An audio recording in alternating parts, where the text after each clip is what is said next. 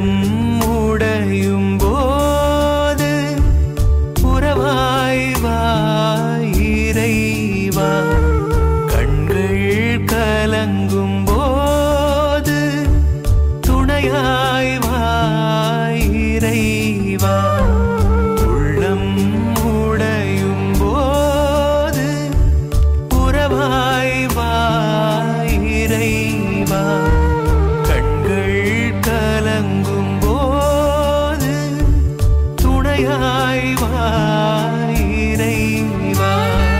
சிறகை இழந்த பறவை போல பொழிந்த கிளையாய் தரையில் வீழ்ந்து உம்மை பார்க்கிறேன், என் உதவி உம்மிடமே,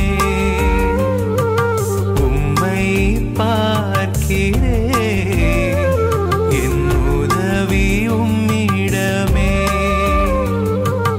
உள்ளம் உடையும் போது உறவாய் வா இறைவா, கண்கள் கலங்கும் போது துணையாய் வா இறைவா.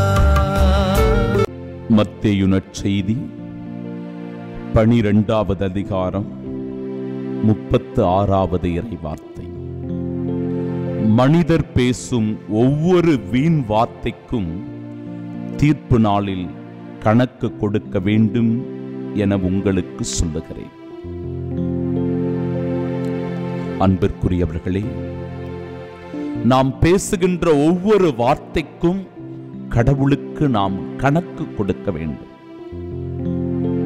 நன்மை நிறைந்த வார்த்தைகளாக, பயனுள்ள வார்த்தைகளாக, இறைவனுக்கு புகழ் சேர்க்கின்ற வார்த்தைகளாக நம்முடைய வார்த்தைகள் அமைந்திருக்க வேண்டும். நம்முடைய வார்த்தைகளினால் யாரையும் காயப்படுத்துதல் கூடாது, எவருடைய மனமும் புண்படும்படி நடந்து கொள்ளக்கூடாது, எவருடைய மனமும் நோகும்படி செய்யக்கூடாது.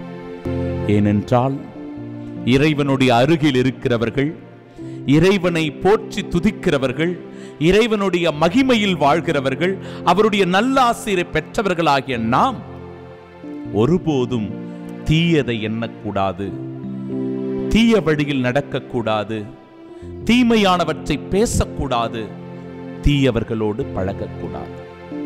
எச்சரிக்கையாகவே இன்றைய நாடினுடைய இறைவார்த்தை சொல்லுகிறது. நன்மைகள் முழுவதும் நிறைந்த இறைவனைத்தான் இந்த அதிகாலையிலேயே நாம் பார்த்து கொண்டிருக்கிறோம். முற்றிலுமாக நன்மை நிறைந்தவர், அவரிடத்தில் எந்த தீமையும் இல்லை, எந்த தீங்கும் இல்லை. இதோ நன்மையின் உருவாய், அன்பின் வடிவாய், இரக்கத்தை பொழிபவராய் ஆண்டவர் இயேசு கிறிஸ்து இந்த நற்கருணையில் அதிகாலை பொழுதில் நல்ல ஆசீரை நமக்கு வழங்கிக் கொண்டிருக்கிறார். அப்படிப்பட்ட இறைவனுடைய பிரசன்னத்தில் இருக்கின்ற என் அன்பு சகோதரனே, சகோதரியே, நாம் ஒவ்வொருவரும் கூட அதே நன்மை பயக்கக்கூடிய வாழ்க்கையை வாழ வேண்டும், செயல்களை செய்ய வேண்டும். மனிதர் பேசும் ஒவ்வொரு வீண் வார்த்தைக்கும் தீர்ப்பு நாளில் கணக்கு கொடுக்க வேண்டும் என்று சொல்லுகிறது இறுதி வார்த்தை. இந்த இறுதி வார்த்தை நம் வாழ்க்கையை பண்படுத்துகிற வார்த்தையாக இருக்க வேண்டும். இந்த இறைவார்த்தை நம் ஒவ்வொருவருடைய உள்ளத்தை ஊடுருவி சீர்தூக்கி பார்க்கிற இறைவார்த்தையாக இருக்க வேண்டும். ஏனென்றால் நாம் வீண் வார்த்தைகளை பயன்படுத்தி நேரத்தை வீணடித்துக் கொண்டு, புரணி பேசிக்கொண்டு, அடுத்தவர் பற்றி இல்லாதது பொல்லாதது சொல்லிக்கொண்டு, குறை கூறிக்கொண்டு, தவறான அவதூறுகளை பரப்பிக்கொண்டு நாம் வாழ்க்கையை நகர்த்தி கொண்டிருக்கிறோம் என்றால் வாழ்க்கையில் முன்னேற முடியாது. எப்பொழுதும் குறை பேசிக்கொண்டுதான் இருக்க வேண்டும். நிறைகளை பேசுவோம், நேர்மறையான சிந்தனைகளை நம் மனக்கண் முன்பாக கொண்டு வருவோம். வாழ்க்கையில் எல்லாவற்றையும் நேர்மறையாக அணுகி வாழ பழகிக் கொள்வோம். அதன் வழியாகத்தான் நம்முடைய வாழ்க்கை அர்த்தம் பெறும். அன்பிற்குரியவர், நேர்மறையோடு நாம் அணுகிச் சொல்லுகிற போதுதான் நம்முடைய வாழ்க்கையில் நமக்கு வெற்றிகள் வரும், முன்னேற்றங்கள் இருக்கும். நாமும் கூட மேன்மையானவர்களாக இந்த உலகத்தில் மதிக்கப்படுவோம். சில நேரங்களில் இப்படி வீண் பேச்சு, வெட்டி பேச்சு நம்முடைய பெயருக்கு இடுக்கை கொண்டு வருகிறது. நம்முடைய பெயருக்கு அவமரியாதையை கொண்டு வருகிறது. எனவே கவனத்தோடு இருப்போம். வார்த்தைகளை அளவோடு பேசுவோம். அந்த வார்த்தைகள் எப்பொழுதும் நன்மை தருகிற வார்த்தைகளாக, பிறரை ஊக்குவிக்க வார்த்தைகளாக, உற்சாகப்படுத்துகிற வார்த்தைகளாக, நம்பிக்கை தருகிற வார்த்தைகளாக இருக்கிற போது இதோ ஆண்டவருடைய அருகில் இருக்கின்ற நாமும் கூட அவருடைய அன்பு சாட்சிகளாய், சீடர்களாய், அவருடைய அன்பு மகனாய், மகளாய் வாழ முடியும்.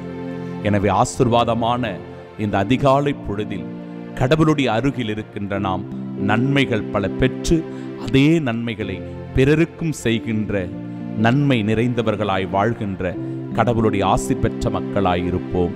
கடவுளுடைய அருட்துணையினால் அவருடைய சாட்சியாக அனுதினமும் வாழ்வோம். ஆமென். உள்ளம் உடையும் போது உறவாய் வா இறைவா, கண்கள் கலங்கும் போது துணையாய் வா